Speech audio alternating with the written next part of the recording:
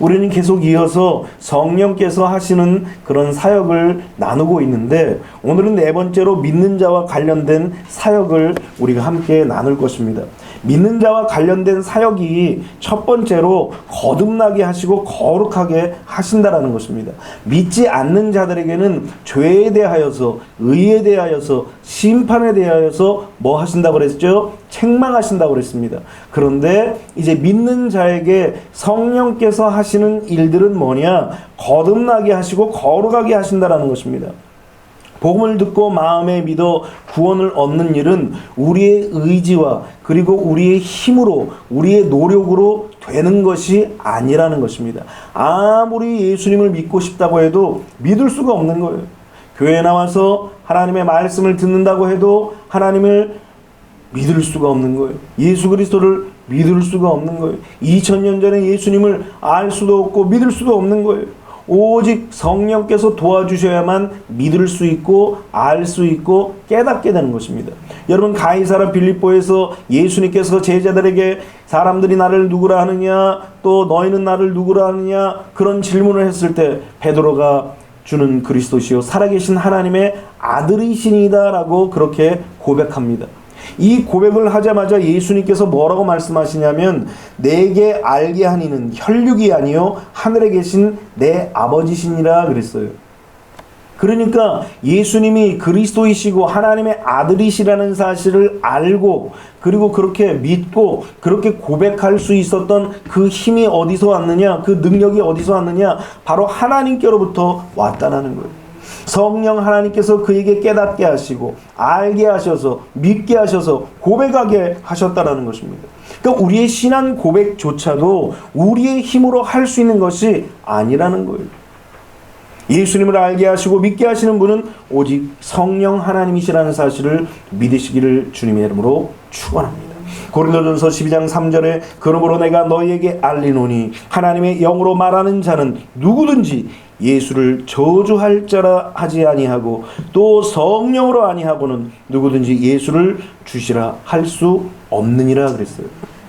성령이 아니고서는 결단코 예수님이 주님이라고 얘기할 수가 없다라는 거예요.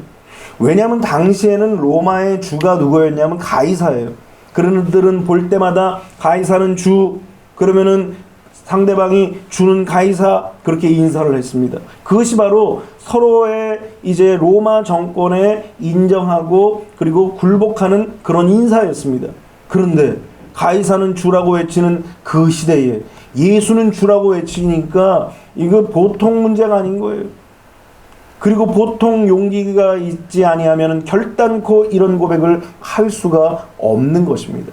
그래서 예수님이 그리스도이시고 하나님의 아들이시라는 이 고백은 성령이 아니고서는 결단코 할 수가 없다라는 것입니다. 성령께서 우리의 마음에 감동을 주셔야 죄를 죄라고 깨달을 수 있고, 죄가 깨달아져야 비로소 회개할 수 있는 거예요. 성령께서 우리에게 마음에 회개의 영을 부어주셔야만 회개가 가능한 거예요. 아니, 내 생각 속에서 내가 지은 것들이 죄가 아니라고 생각하는데 어떻게 회개가 나와요? 하나님을 믿지 않았던 그 삶이 죄가 아니라고 생각되어지는데 어떻게 그것을 회개할 수 있겠습니까?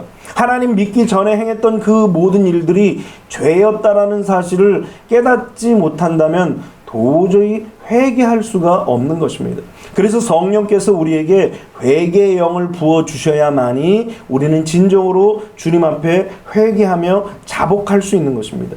그러니까 예수 그리스도를 믿도록 성령께서 도와주셔야만 믿음의 자리에 우리가 설 수 있는 거예요.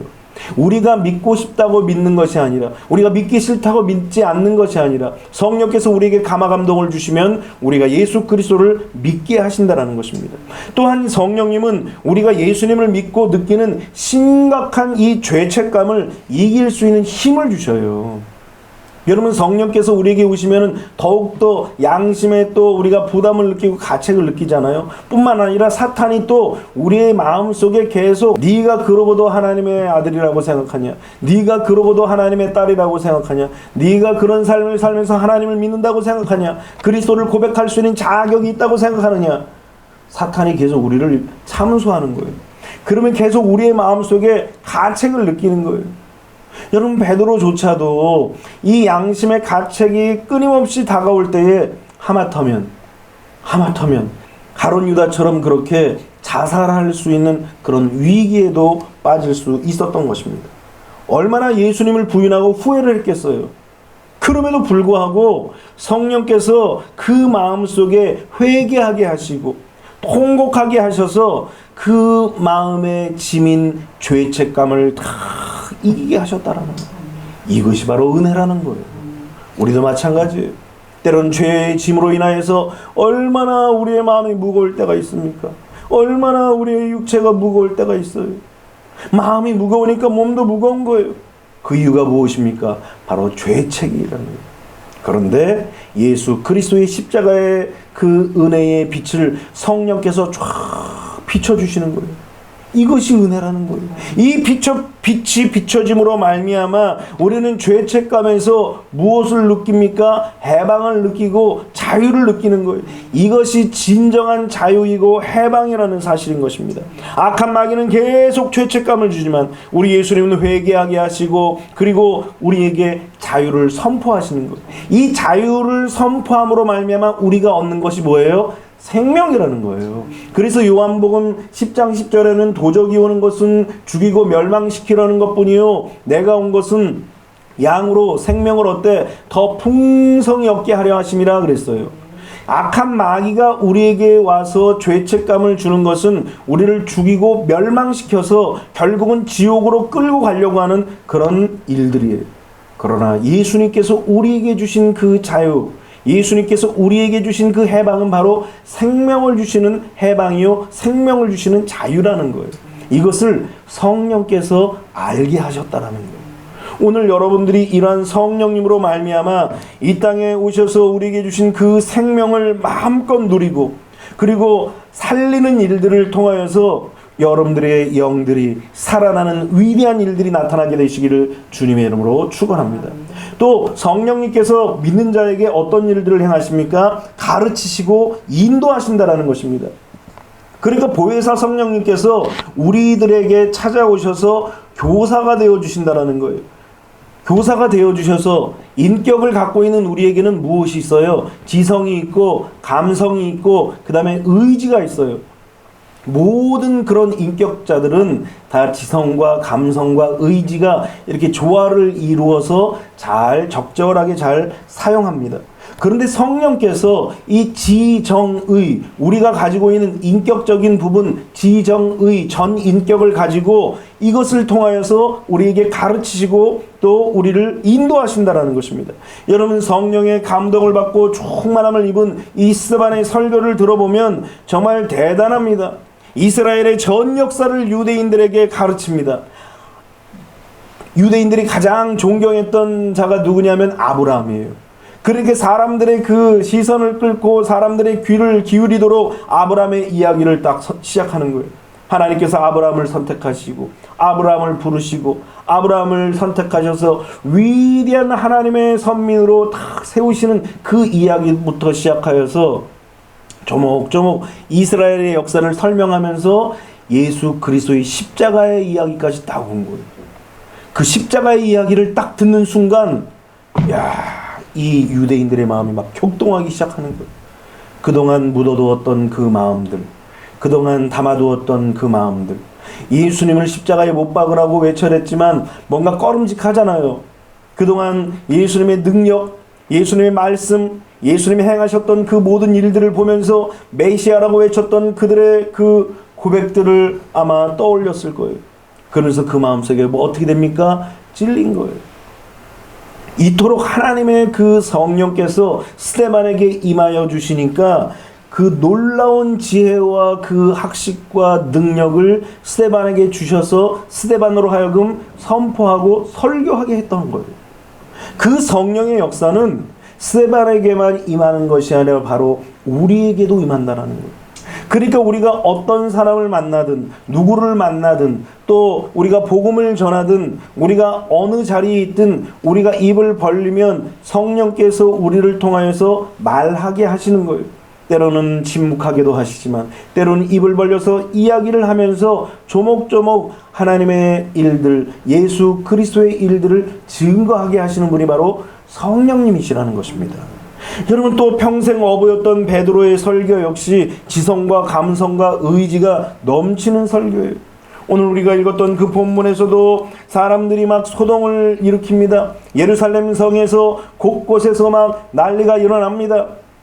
그러자 사람들이 어떤 사태가 벌어지냐면 다 놀라며 당황하여 서로 이르되 어찌된 일이냐, 그러면서 이들이 조롱하며 이르되 그들이 세술에 취하였도다 그랬어요. 그만큼 지금 120명이 예루살렘 성을 지금 발칵 뒤집어 놓은 거예요. 이때에 베드로가 온 사람들을 불러다 놓고 위대한 그 복음의 설교를 선포하는 거예요. 이 말씀을 딱 듣고 나니까 3,000명이 회개를 합니다. 이 말씀을 또 전하니까 5,000명이 회개를 하는 거예요. 성령께서 말씀을 통해서 역사하시니까 사람들의 심령이 막 깨어나고 일어나는 거예요. 영적으로 무지했던 백성들이 깨어나기 시작하는 거예요. 그러면서 가슴을 치면서 우리가 어찌할꼬 우리가 어떻게 하면 되냐고 회개의 역사가 일어났던 것입니다. 그래서 히브리서 4장 12절에는 뭐라고 말씀하십니까? 하나님의 말씀은 살아있고 활력이 있어 좌우의 날선 어떤 검보다 예리하여 혼과 영과 및 관절과 골수를 찔러 쪼개기까지 하며 또 마음의 생각과 뜻을 판단하나니. 하나님의 말씀이 각 심령 속에 들어가서 성령께서 역사하시는 거예요. 말씀은 생명이 되어서 우리의 마음속에 씨앗으로 딱 떨어지면 성령께서 역사하기 시작하는 거예요. 그래서 그 말씀을 우리가 가슴으로 받으면, 육신의 일을 귀로 듣지만 우리 가슴으로 받고 그 가슴 속에서 성령이 역사하면 그것이 씨가 되어서 30배로 60배로 100배로 역사하는 놀라운 위대한 역사가 이 말씀을 통하여 나타나는 거예요. 왜냐하면 성령의 그 능력으로 말미암아 이 말씀이 쓰여지고 이 말씀이 모아졌기 때문에 성령께서는 말씀을 통하여 역사하는 거예요. 그러니까 성령 충만을 언제 받느냐? 이렇게 말씀이 증거될 때 성령 충만을 받는 거예요. 왜냐하면 말씀 충만이 성령 충만이고 성령 충만이 말씀 충만이기 때문인 것입니다. 그 말씀이 또 누구예요? 그리스도 예수예요. 그렇기 때문에 이 말씀으로 말미암아 우리는 우리 심령을 확 채워질 때에 성령으로 우리의 삶 속에 역사되어지는 것입니다. 그래서 잠언 3장 6절에도 뭐라고 말씀하시냐면 너는 범사의 그를 인정하라는 거예요. 그러면 그가 내 길을 지도하신다는 거예요. 성령님께 우리의 모든 것들을 맡기고 하나님의 말씀 앞에 모든 것들을 맡기면 하나님의 성령이 말씀을 통하여서 지도하시고 가르쳐주시고 인도하시는 것입니다. 그러면은 이 말씀을 통하여서 어떻게 성령께서 우리에게 구체적으로 가르쳐주시고 인도하시느냐, 이것을 또 다른 말로 성령의 음성을 듣는 방법인데, 첫 번째는 성령께서 음성을 들려주신다는 것입니다. 성령께서 어떻게 음성을 들려주시냐면, 첫 번째는 성령님이 기도 중에서 우리 마음에 소원을 주신다는 거예요.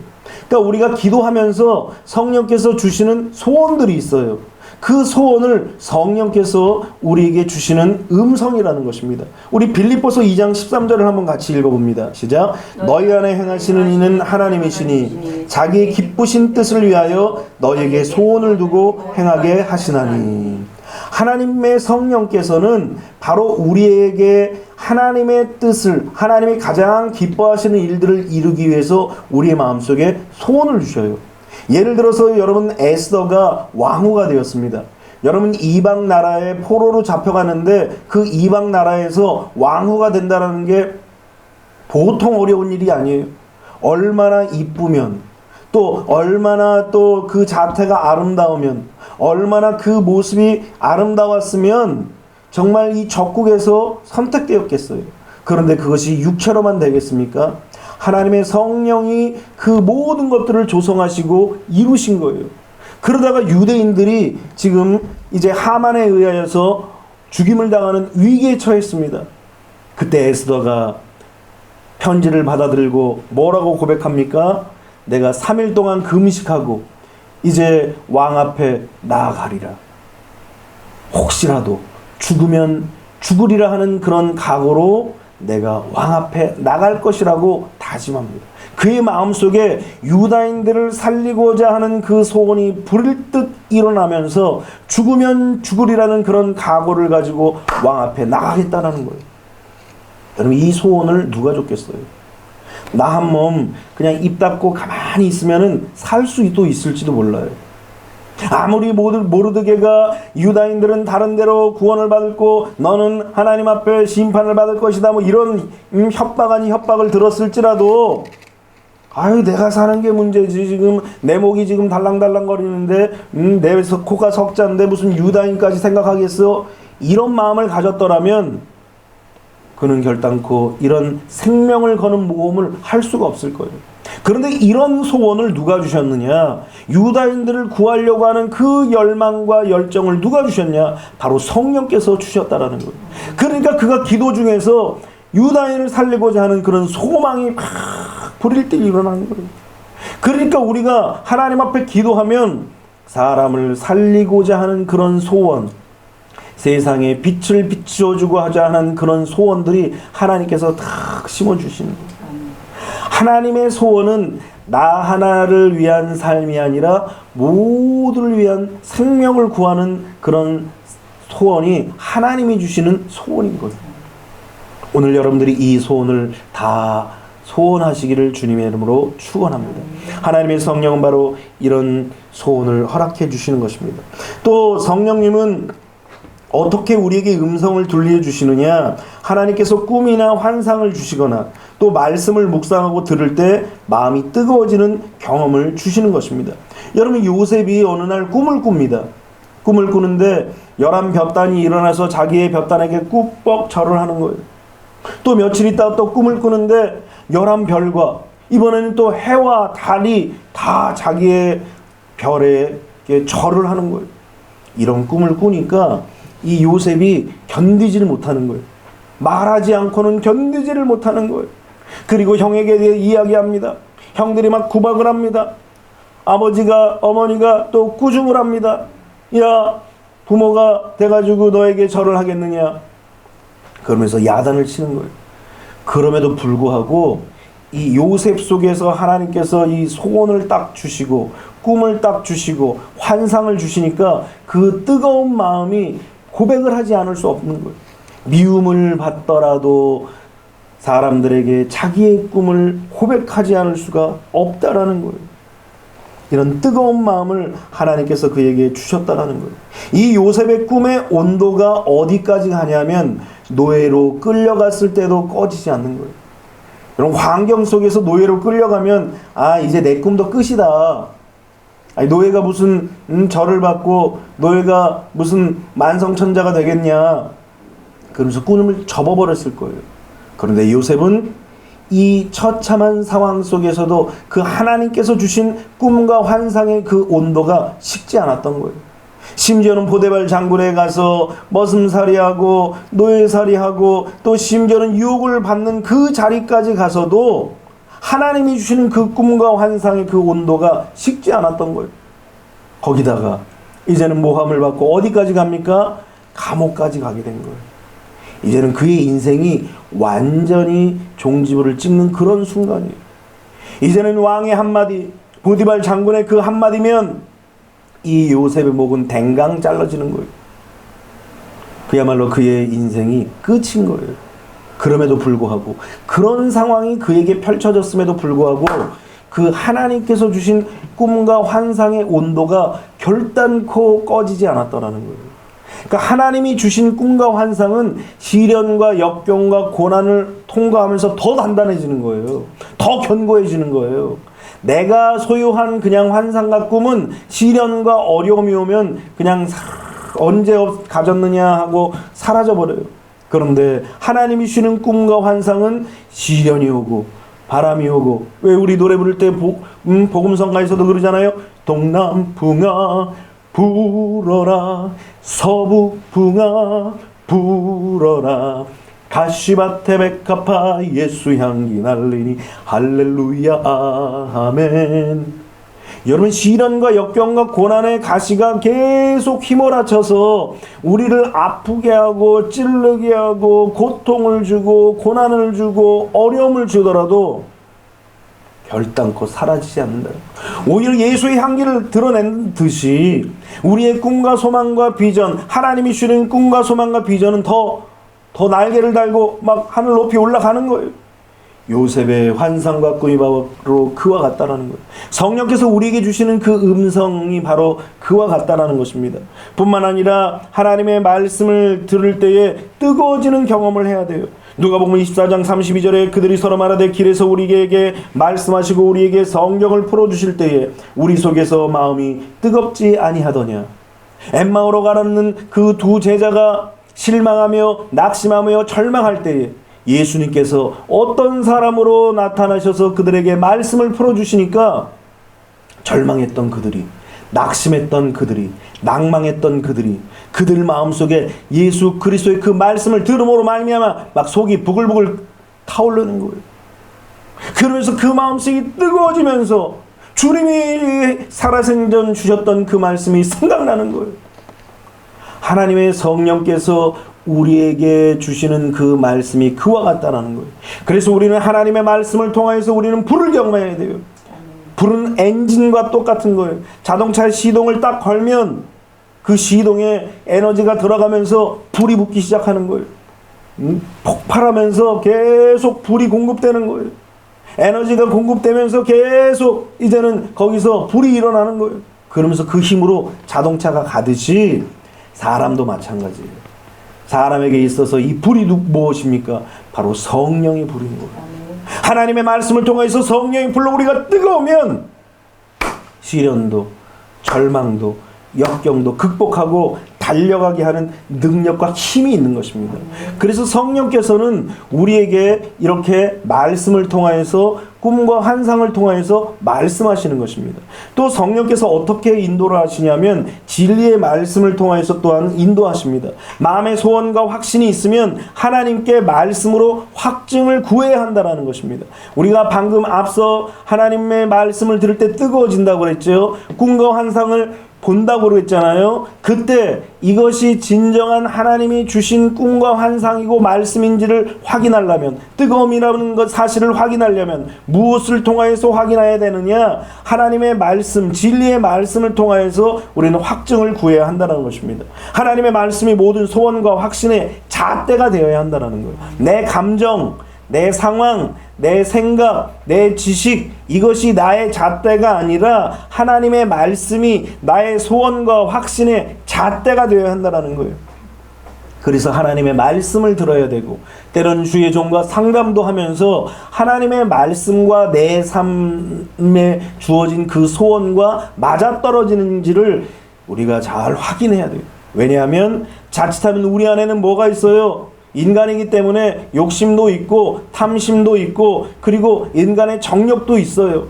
그래서 그것이 자칫하면 우리의 인생의 잣대가 되어서 선택할 수 있는 실수를 범할 수 있기 때문에 하나님의 말씀이라는 잣대를 늘 우리에게 부여된 그 소원과 환상과 그리고 확신의 이 잣대를 대해야 한다는 것입니다. 하나님의 말씀과 지금 내가 품고 있는 소원과 확신이 맞는지 확인해 봐야 돼요. 나의 소원과 하나님의 소원과 다를 수도 있다라는 거예요. 그래서 내가 미리 결정하지 말아야 된다라는 거예요. 하나님의 말씀과 비춰보면서 그 말씀과 내 소원과 딱 맞아 떨어질 때 그때 스파크가 일어나는 거예요. 문이 열려지는 거예요.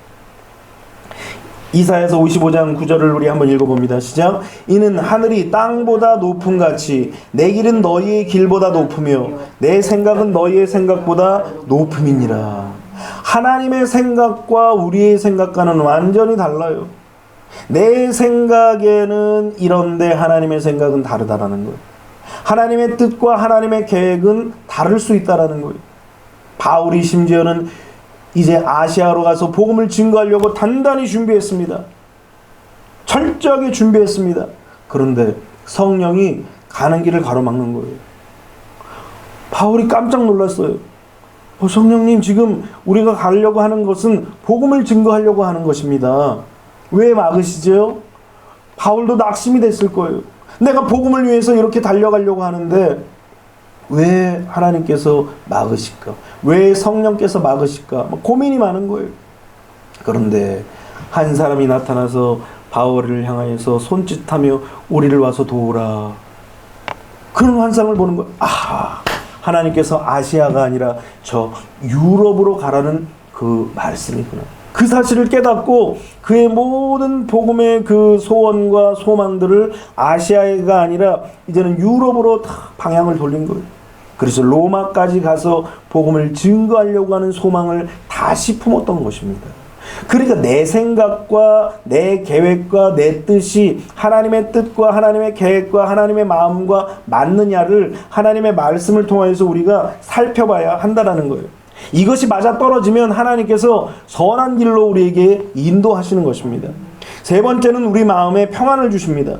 소원이 아무리 뜨거워도 마음에 계속적인 평안이 없으면 아직 때가 안 됐다라는 거예요. 우리의 마음속에 불안하고 두렵다면 그것이 응답이 아닐 수 있다라는 것입니다.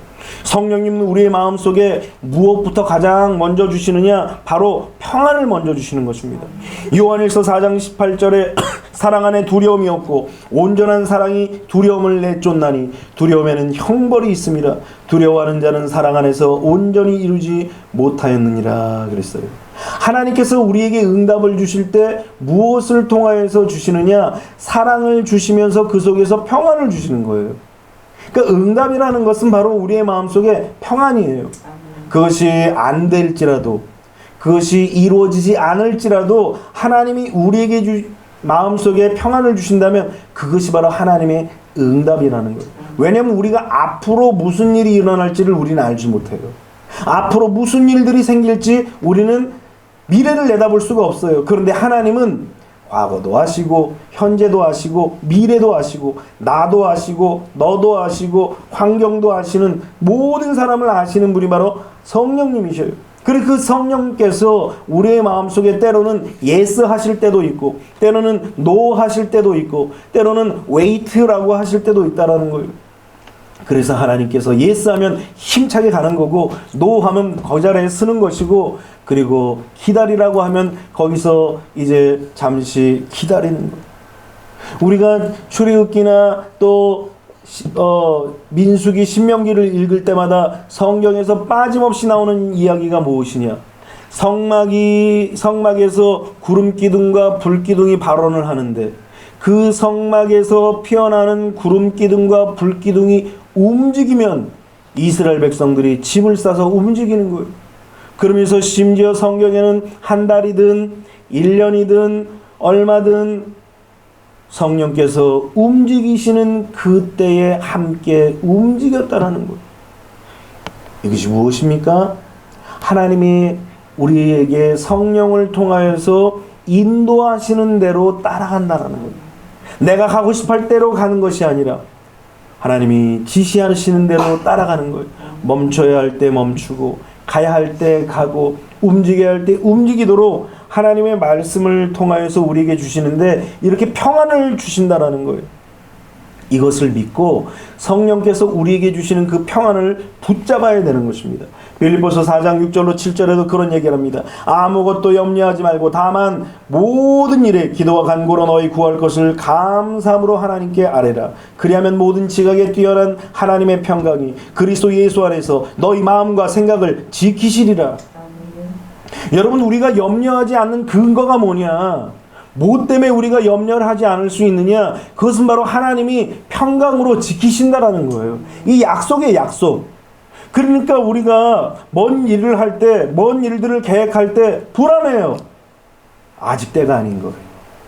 하나님의 평강이 우리에게 임할 때까지 우리는 기도로서 다시 한번 준비해야 돼요. 왜냐하면 하나님께서는 반드시 하나님의 백성들에게 염려하지 않도록 인도하시는 거예요. 평강을 우리에게 허락하신다라는 거예요. 평강으로 지키시기로 약속하셨기 때문에 우리는 염려하거나 두려워할 것이 없는 거예요. 그저 우리가 해야 될 것은 무엇입니까? 받은 줄로 믿고 해결해 주신 줄로 믿고 감사하면서 구하는 것. 그것이 바로 우리가 해야 될 일들인 거예요. 그러니까 하나님께서 응답하실 때 평안으로 응답하신다는 사실을 꼭 기억하십시오. 네 번째는 그렇게 평안까지 인도하시면 환경의 문을 열어주신다는 거예요. 성령의 인도를 확정하기 위해서 환경의 변화가 있는가를 살펴보아야 한다는 것입니다. 우리가 기도한 기도의 제목에 대한 환경이 어떻게 움직이고 있는지를 우리가 살펴봐야 한다는 거예요. 여러분, 엘리야가 비 오기를 위하여서 간절히 기도합니다. 얼마나 간절히 기도하냐면 자기의 머리를 다리 사이에 넣은 거예요. 여러분, 얼마나 요가 선수도 아니고 자기 머리를 무릎에다가 넣을 수 있는 사람들이 몇이나 되겠어요. 엘리야가 하나님 앞에 간절히 기도할 때는 늘 그렇게 기도했다는 얘기죠. 그렇게 하나님 앞에 무릎 사이에 자기 머리를 두고 기도합니다. 그러고 나서 사환에게 저 지중해에서 무슨 변화가 있는지 가봐라. 그러기를 몇 번 했어요? 7번을 한 거예요. 또 갔다 오고 아무 일도 없는데요. 또 기도하다가 또 갔다 와봐라. 아무 일도 없는데 그러기를 7번째 하는 순간 7번째 사환이 저 지중해 끝에서 손만한 구름이 하나 떴습니다. 그러자 환경의 문이 열린 것을 탁 직감한 거예요. 그러더니 아합 왕에게 빨리 내려가십시오. 비 소식이 옵니다. 지금 아직도 해가 창창하고 아직도 지금 그냥 햇빛이 반짝했고 햇빛을 향해서 눈을 들지 못할 그런 날씨인데도 불구하고 엘리야는 그 손바닥만한 저 멀리 있는 그 구름을 보고서 비 소리가 들린 거예요. 하나님의 사람들은 바로 이러한 그 영적인 귀가 열려야 돼요. 영적인 눈이 열려야 돼요. 그래서 지극히 작은 것도 하나님께서 일하시고 하나님께서 역사하신다는 사실을 직감해야 되는 거예요. 그래야만 하나님께서 나의 삶 속에서 인도하시고 역사하시고 응답하셨다는 환경의 문이 열렸다는 사실을 비로소 깨닫게 되는 거예요. 오늘 여러분들도 기도함으로 말미암아 성령께서 환경을 열어주시는 위대한 은혜의 역사를 경험하게 되시기를 주님의 이름으로 축원합니다. 엘리야가 이 자그마한 구름을 바라보고 비 소리를 들었던 것처럼, 그래서 아합 왕에게 빨리 내려가라고 해놓고 이 엘리야도 허리를 지금 메고 뛰어내려가는데 성경을 보니까 마차보다 더 빨리 내려가는 거예요. 하나님의 성령이 그에게 오시니까 환경을 뛰어넘는 놀라운 역사를 보여주신 것입니다. 오늘 여러분들에게도 그런 응답의 역사가 나타나게 되시기를 주님의 이름으로 축원합니다. 여러분, 성령의 인도하심이 분명하면 이제는 어떻게 해야 돼요? 실천에 옮기는 거예요. 성령께서는 이렇게 기도한 것에 대해서 구체적인 방법으로 환경을 통해서 가르치시고 인도하시는 것입니다. 또 이제 성령께서 믿는 자에게 하시는 사역 세 번째가 뭐냐면 위로하고 도우신다라는 거예요. 여러분, 우리 삶 속에는 끊임없이 슬픔과 고통이 찾아옵니다. 여러분, 인생이 얼마나 힘들고 어려워요. 뭔가 해결된 것 같은데 또 문제가 다가옵니다. 그래서 왜 그런 속담이 있잖아요. 산 넘어 산이라고. 산을 하나 넘었더니 또 산이 있는 거예요. 그 산을 넘으면 뭔가 이제는 병지가 올 줄 알았는데 또 산이 와요. 인생의 삶이 그와 같아요. 너무나 힘들고 고통이 오고 고난이 찾아오는 것입니다. 이때에 성령께서 너무나 고된 인생길을 살아가는 사람, 그래서 상처받은 영혼들을 치료하시고 위로하신다는 것입니다. 우리의 연약함을 도우신다라는 거예요.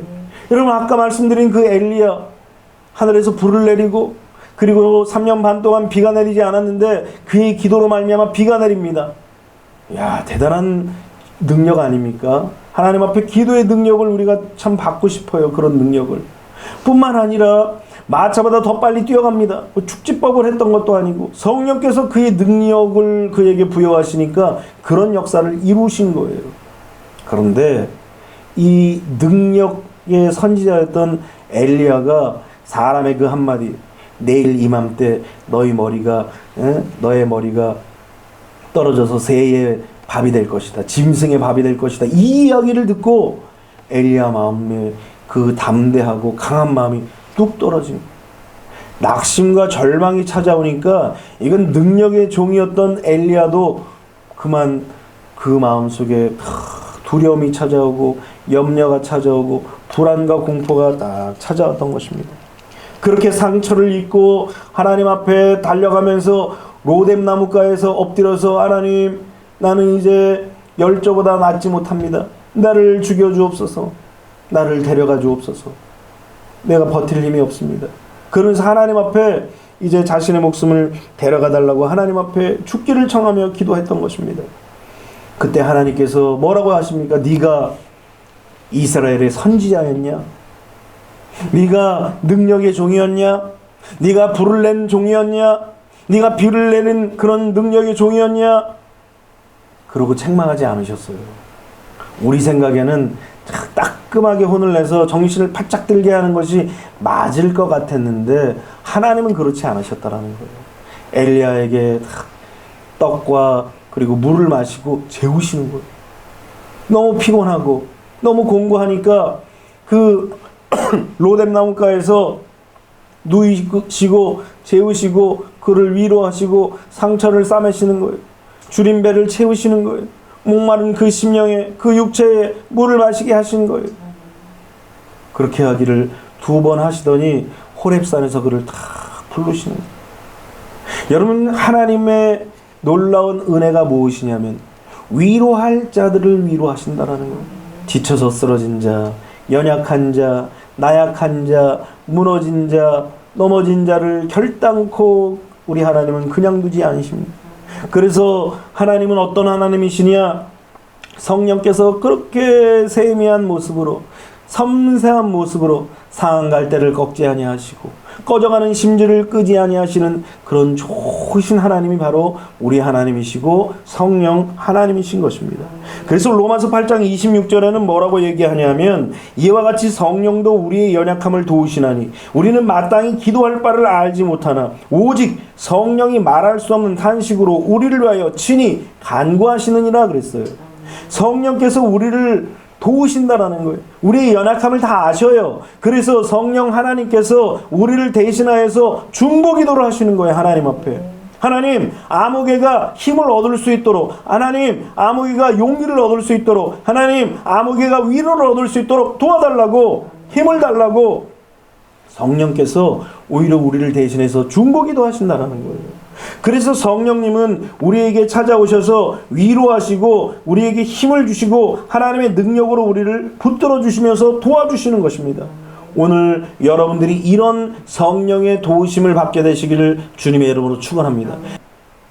믿지 않는 자들에게는 책망이 있지만 믿는 자들에게는 무엇이 있습니까? 하나님의 이런 위로와 함께 하시고 응답하시는 놀라운 성령의 사역이 우리에게 펼쳐지고 있다는 것. 그러므로 오늘 여러분들이 이 성령의 역사를 갈망하십시오. 그러면 보혜사 성령께서 우리의 삶 속에 3가지를 도와주시는데 영적인 삶을 살도록 도와주시는 것입니다. 로마서 8장 16절에 성령이 친히 우리의 영과 더불어 우리가 하나님의 자녀인 것을 증언하신다고 그랬어요. 영적인 삶이 뭐예요? 뭐 이상한 거 보고 이상한 걸 듣는 것이 영적인 삶이 아니에요.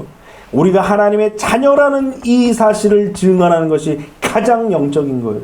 악한 마귀가 제일 두려워하는 것이 바로 우리가 하나님의 자녀라는 확신을 갖는 거예요. 그래서 성령께서 우리 전 과정을 도우시는 거예요. 그래서 우리가 하나님의 자녀라는 사실을 증거하시는 것입니다. 뿐만 아니라 둘째로 연약한 마음을 도와주시는 거예요. 사도행전 9장 31절에 보니까 그리하여 온 유대와 갈릴리와 사마리아와 교회가 평안하여 든든히 서가고 주를 경외함과 성령의 위로로 진행하여 수가 더 많아지니라. 하나님의 말씀을 따라 살아가며 복음을 전하며 신앙을 지키다 보니까 엘리야처럼 마음에 상심하는 자들이 얼마나 많겠어요. 대적하는 자들이 얼마나 많겠어요. 그때의 연약한 마음을 성령께서 도와주시는 거예요. 절대로 굴하지 말라, 절대로 넘어지지 말라, 절대로 쓰러지지 말라, 그러면서 용기를 주시고 강하고 담대한 마음을 성령께서 믿는 자들에게 도와주시는 거예요. 그런 마음을 갖도록 도와주시는 것입니다. 마지막 3번째로 연약한 육체를 도와주시는 것입니다. 갈라디아서 5장 16절로 18절에 내가 이르노니 너희는 성령을 따라 행하라. 그리하면 육체의 욕심을 이루지 아니하리라. 육체의 소욕은 성령을 거스리고 성령은 육체를 거스리나니 이 둘이 서로 대적함으로 너희가 원하는 것을 하지 못하게 하려 함이니라. 너희가 만일 성령이 인도하시는 바가 되면 율법 아래에 있지 아니하리라. 여러분, 육체는 끊임없이 죄를 향하여서 달려가게 하는 거예요. 죄를 선택하게 하는 것입니다. 하나님이 기뻐하시는 일들을 막 방해하는 거예요. 그런데 성령께서 우리가 육체를 따라가지 않도록 우리의 육체 가운데 좌정하셔서 도와주시는 거예요. 그래서 육체의 소욕을 누르고 성령께서 그 육체의 소욕을 눌러 하나님이 기뻐하시는 삶을 살도록 인도하시는 것이 바로 성령의 역사라는 것입니다. 여러분, 인간은 어때요? 우리 스스로를 이기지 못합니다. 인간 스스로, 이 육체가 원하는 것은 그저 육신의 정욕과 안목의 정욕과 이 세상의 자랑이에요. 육체의 그 현저한 일들 속에 우리는 처할 수밖에 없는 것입니다. 악인의 꾀에 빠질 수밖에 없고 죄인의 길에 오만한 자의 자리에 앉을 수밖에 없는 거예요. 거부할 수 있는 능력이 우리에게는 전혀 없어요. 이런 연약한 육체를 도와주시는 분이 성령님이시라는 거예요. 그래서 성령께서 우리의 마음 속에서 찾아오시고 우리의 옆에서 도와주시면서 마음으로 들어오는 죄악들을 물리치게 하시고 육체로 들어오는 죄악들을 물리치게 하는 거예요. 전에는 그냥 홀딱 넘어갔지만 이제는 당당하게 물리치는 거예요. 그것이 바로 성령의 역사라는 것입니다. 죄의 자리에서 떠나게 하시고 연약한 육체의 능력을 주셔서 도와주시는 것입니다. 이것이 바로 요한복음 14장 18절에 나온 내가 너희를 고아와 같이 버려두지 아니하고 너희에게 오리라 한 약속이 성취되는 것입니다. 오늘 여러분들이 이런 성령의 역사를 날마다 경험하게 되시기를 주님의 이름으로 축원합니다. 이제 우리는 성령에 대해서 많이 배웠습니다. 우리가 이 성령에 대해서 끊임없이 말씀을 나누고 또 성령에 대해서 사모하고 성령을 구하고 찾고 두드리면 성령께서 우리와 함께 하심을 이제 느끼게 되는 거예요. 말씀을 통하여서 배운 그 성령님, 또 기도를 통하여서 구하고 찾았고 두드렸던 그 성령님을 우리가 느끼고 그리고 함께 동행하면서 우리는 어떻게 해야 돼요? 승리의 삶을 살아가는 거예요. 이것이 바로 성령 충만한 삶인 거예요. 성령이 임재하신 삶인 것입니다. 오늘 여러분들이 다 이런 성령의 임재를 경험하게 되시기를 주님의 이름으로 축원합니다.